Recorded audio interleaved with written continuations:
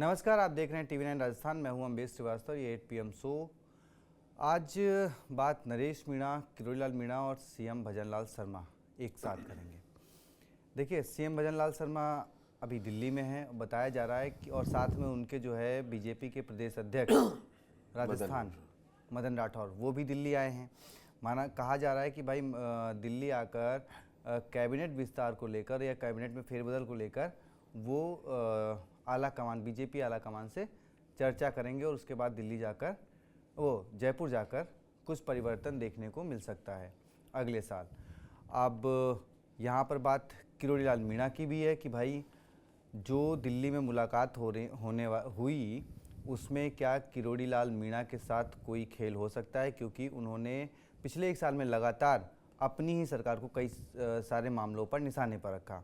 तो समझेंगे कि क्या दिल्ली की जो मुलाकात है, जो कैबिनेट विस्तार है, उसमें किरोड़ीलाल मीणा जी जो कि मंत्री हैं उनके साथ क्या कुछ संभावनाएं हैं उनके भविष्य को लेकर। अपने senior executive Pushkar Chauhan sir से तो सीधे उन्हीं के पास चलते हैं। सर, CM जी दिल्ली में, राठौर जी दिल्ली में, मुलाकात के मायने और कैबिनेट विस्तार पर क्या कुछ? देखिए, 1 साल पूरा हो चुका है जी, और अब कहें कि CM भजनलाल ने एक राइजिंग राजस्थान को सफल तरीके से कराया। 7 सीटों का चुनाव जो था उपचुनाव, उसमें अच्छी बीजेपी के लिए ऐतिहासिक रही। जी सर। जिसका आपने देखा होगा कि कल सचिन पायलट कह रहे थे अब की जीत गए। जी, तो अब कई हिसाब होंगे। देखिए, विपक्ष क्या बता रहा है, आप डोटासरा को आज भी सुन लें, कल भी यही बताया, और सचिन पायलट ने भी इस बात को कहा कि कई पावर सेंटर हैं। जी, किरोड़ीलाल मीणा को लेकर लगातार किस तरीके से सरकार को क्या क्या कहना पड़ा, संगठन को क्या क्या कहना पड़ा है, वो आप देख सकते हैं। उसके बाद जब नरेश मीणा को लेकर वो एकदम से एग्रेसिव हुए और वहाँ पर कानून मंत्री जोगाराम से मिलवाया, जेल में मिलने चले गए, इन सब से जरा किरकिरी हुई जी, आपको पता है। तो अब वो कहते हैं ना, एक साइकिल थी, चलते रहे चलते रहे चलते रहे। अब वो समय आया है जो बीजेपी इस पे कोई ना कोई एक बड़ा कदम उठा सकती है। और मैं ये नहीं कह रहा कि जो आपने मुझसे सवाल पूछा है कि क्या मंत्रिमंडल विस्तार होगा, मुझे नहीं लगता अभी करेंगे मंत्रिमंडल विस्तार। मंत्रिमंडल विस्तार से ज़्यादा जो और मुद्दे हैं उन पर बात होगी। दरअसल भजनलाल जी अब ये क्लैरिटी चाहते हैं, हो सकता है थोड़े 1-2 विभाग इधर से उधर हो जाए। मुझे लगता है कि नए बजट सत्र में, जो फुल फ्लेजेड बजट सत्र आने वाला है अब, उसमें ये कर सकते हैं कि किसको क्या विभाग देंगे, और जो 6 जिले हैं जिनको लेके है उस पर रणनीति बनेगी, और किरोड़ीलाल मीणा पर जी, बड़ा फैसला आ सकता है कि उनको क्या करना है, क्योंकि इससे किरकिरी हो रही है। भजनलाल शर्मा जी के लिए एक चीज कही जाती है, वो साइलेंटली आजकल काम कर रहे हैं, और आपने देखा होगा इसकी भनक किरोड़ीलाल मीणा को भी लग गई है कई तरीके से, कि जो आसपास के लोग हैं तो अब वो नरेश मीणा को लेकर उतना हाइपर नहीं हो रहे हैं, और SI परीक्षा को लेकर भी उनका थोड़ा सा सब चेंज हो रहा है जी। तो फिलर्स मिल चुके हैं, लेकिन क्या देर हो चुकी है, या किरोड़ीलाल मीणा को केंद्र कुछ ऐसी जिम्मेदारी देके कि हो सकता है उनका कद बढ़ाया भी जा सके। लेकिन ये कहने की बात है कि कद बढ़ाया जा सके, लेकिन हकीकत यही है कि अब मंत्री का अब वो भी शगुफा खत्म हो गया कि मैं मंत्री नहीं हूँ जी। अब मंत्री पद भी इंजॉय कर रहे हैं, तो आप सरकार के खिलाफ नहीं बोल पाएंगे। आप 2 काम नहीं कर सकते। आप राइजिंग राजस्थान में मंत्री पद जाएंगे और अपने ट्विटर बायो को हटा देंगे कि अब वो मिनिस्टर राजस्थान नहीं है। और जब पत्रकार सवाल पूछेंगे कि सरकार आपकी, तो बोलते हैं कि भाई हाँ, अब इन सब पे बड़बोलेपन पर रोक लग सकती है। राजस्थान में आप देखिए 9 तारीख से 16 तारीख के बीच में 2 बार प्रधानमंत्री पहुंच चुके हैं, 17 तारीख को। जी सर। तो उसमें ईआरसीपी भी मुद्दा है, जो अभी इसको राष्ट्रीय परियोजना नहीं घोषित किया है। जब तक वो नेशनल नहीं होता है तो जो बेनिफिट्स मिलने होते हैं वो भी नहीं मिल पाते हैं। तो हो सकता है भजनलाल जी कुछ अच्छी खबरें भी लाएं, लेकिन किरोड़ीलाल मीणा का हिसाब होगा। और ये मेरा अपना आकलन है, हो सकता है आप जो कह रहे हैं, क्योंकि हम लोग यहाँ पे एनालिसिस कर रहे हैं, मुझे नहीं लगता अभी कोई हड़बड़ी में बीजेपी दिखाएगी कि मंत्रिमंडल विस्तार करे। अभी उसको निकट भविष्य में जो मंत्री बनेंगे उससे उनको कोई फायदा नुकसान नहीं होने जा रहा, कोई मैसेजिंग अभी राजस्थान में बची नहीं है। नहीं सर, चर्चा ये है कि वो लोकसभा चुनाव में जो मंत्रियों की परफॉर्मेंस अच्छी नहीं रही, इन एक साल में जिन विभागों में मंत्रियों की परफॉर्मेंस अच्छी नहीं रही, उनके ऊपर वो रिपोर्ट कार्ड जाया जा सकता है। तो एकदम से हथौड़ा नहीं, फिर वही बात है, आगे आपको क्या है, ये है कि शायद जैसे उत्तराखंड ने यूसीसी लाया था, तो वन स्टेट वन इलेक्शन की नीति के तहत इसको बढ़ाना चाहिए, निकाय चुनाव भी निकाय चुनाव, तो वहां केंद्र से हरी झंडी। तो यही सब मुद्दे हैं, चाहे वो राधा मोहन दास अग्रवाल प्रभारी हैं, उनका मुद्दा रहा हो कई।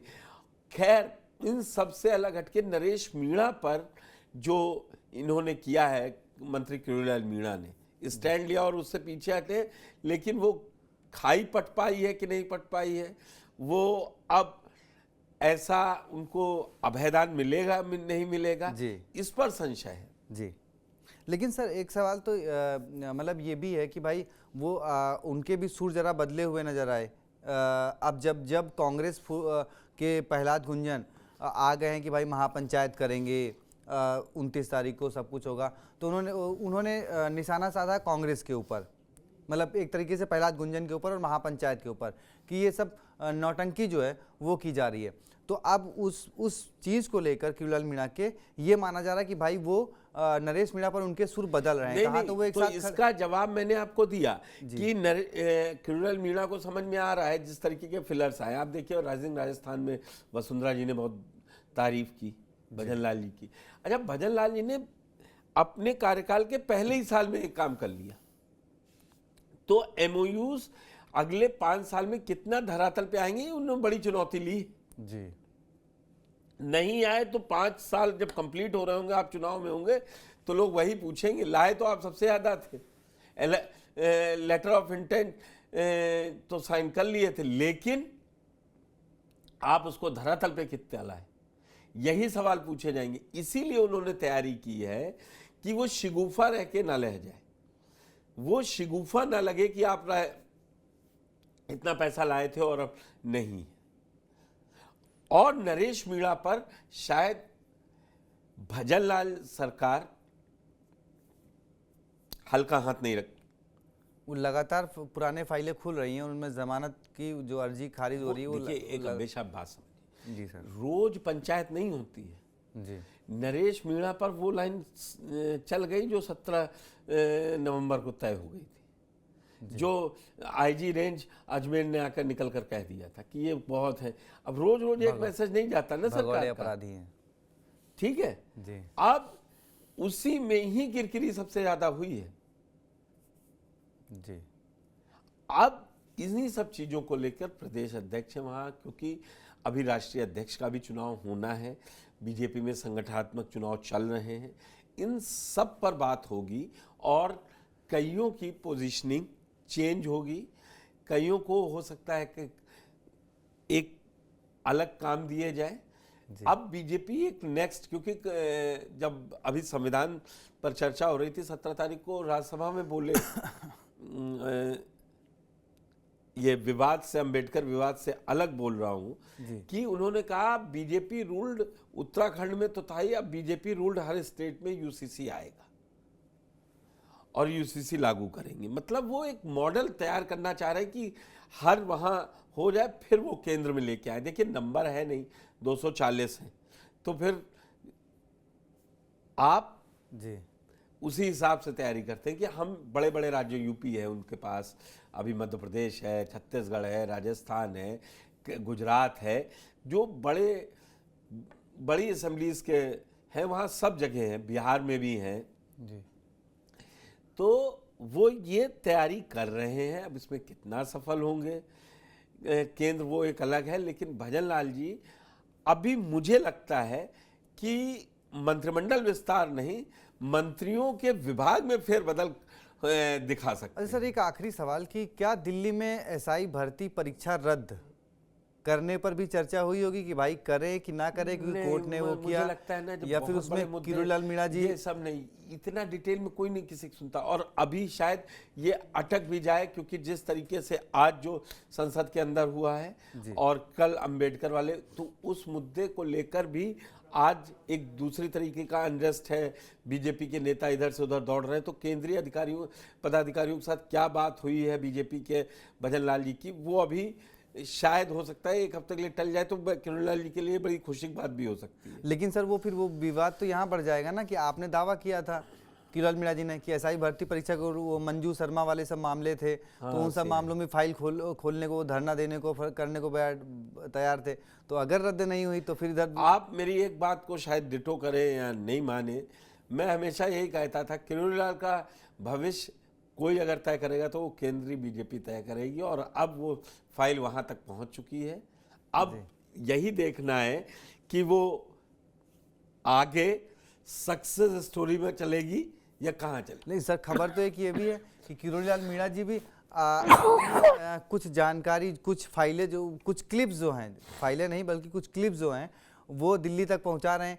कि भाई जैसे वो नरेश मीणा में जब ये पूछा गया कि भाई सीएम भजन लाल शर्मा का क्या रोल है, तो वो क्लिप कहा जा रहा है कि उन्होंने दिल्ली पहुंचा दी। और ऐसे एक दो मामले, मंजू शर्मा वाले मामले को लेकर भी उन्होंने शिकायत करी कि भाई 1 साल हो गया सरकार को, और उसके बाद भी, इतने मामले के बाद भी वो जो है कैसे नौकरी कर रही हैं। तो एक रिपोर्ट जो है वो किरोड़ीलाल मीणा जी भी दिल्ली पहुंचा रहे हैं। तो क्या ये रिपोर्टों पर भी क्लेश की संभावना है? बस एक छोटा सा जवाब। मैं देखिए, अब ये तो बहुत टेक्निकल है कि रिपोर्टों पर अब वो क्लिप और इन सब का, जब आदमी बड़ी बात करता है तो अभी इस समय सीएम ऐसा नहीं कि सारा डायरेक्ट, कुछ चीज़ों को वो फैसला लेंगे, उसके रिजल्ट केंद्र देखेगा कि आपने इस मुद्दे को कैसे संभाला या क्या करा। चलिए, तो देखिए, अब किरोड़ीलाल मीणा जी, सीएम भजन लाल शर्मा जी दिल्ली में है ही है, उन्होंने क्या रिपोर्ट आला कमान के सामने रखी है। अब क्योंकि किरोड़ीलाल मीणा जी ऑलरेडी जेपी नड्डा जी को इस्तीफा दे चुके हैं, ये बात उन्होंने खुद अपने बयान में स्वीकारा था। तो अब क्या लौट के भजन लाल शर्मा जी आते हैं, क्या एक्शन लेते हैं, क्या कुछ फेरबदल होता है, और नरेश मीणा से किरोड़ी बाबा की जो नज़दीकी रही, क्या उसका, अब ये नरेश मीणा इन पर महंगे पड़े, या नरेश मीणा को अभी मतलब बीजेपी इतनी जल्दी नहीं दिखाएगी कि उनको साथ ले लें कि हटा दें। ये है जिस तरीके से सर सरकार का एक्शन है, गृह मंत्रालय की तरफ से जिस तरीके से एक्शन हो रहा है, उस तरीके से तो सीएम भजन लाल शर्मा बिल्कुल कट्टर नजर आ रहे हैं कि वो भाई कानूनी कार्रवाई करने में कोई कोताही बरतना नहीं चाहते। खैर, जिस तरीके से नरेश मीणा ने जो काम किया था थप्पड़ कांड, अब उसमें क्या कानूनी पेंच है वो तो सरकार जाने, और प्रशासन कानूनी कार्रवाई क्या होगी। फिलहाल TV9 राजस्थान को देखने के लिए बहुत बहुत शुक्रिया, धन्यवाद।